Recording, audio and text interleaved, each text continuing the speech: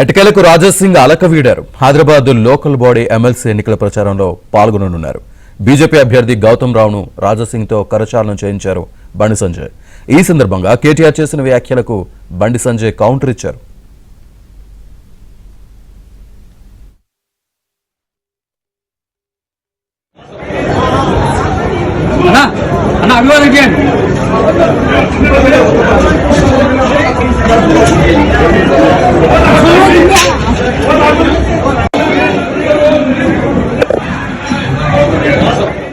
ఇప్పుడు కమిషన్ ఇచ్చింది తెలుసా, బ్రోకర్ ఎవరో తెలుసా, ఎంత ఎందుకు పెడతలేడు? పెట్టచ్చు కదా.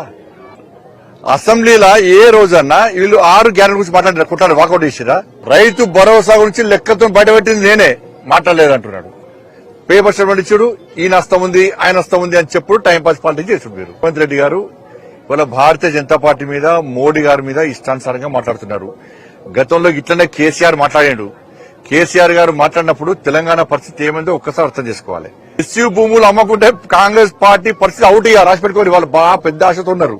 ఎస్యూ భూముల అమ్మకాన్ని కోర్టు కూడా ఆపుతాయని నమ్మకం, విశ్వాసం ఉంది. 35 రూపాయలు కేంద్రం ఇస్తుందని వాళ్ళే అంటున్నారు, మళ్ళీ సంబంధం లేదంటున్నారు. మాకు కేంద్ర సహకారం అవసరం లేదు, మేము ఇస్తామని చెప్పండి. మరి వస్తలేరు, అవ్వ కావాలా బో కావాలి, కానీ మోడీ గారి పేరు వద్దు.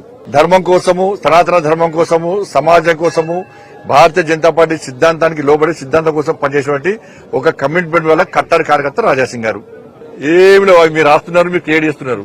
హైదరాబాద్ ను ఎంఐఎం పార్టీకి అప్పచెప్దామని కాంగ్రెస్ పార్టీ, బీఆర్ఎస్ పార్టీ చూస్తున్నది.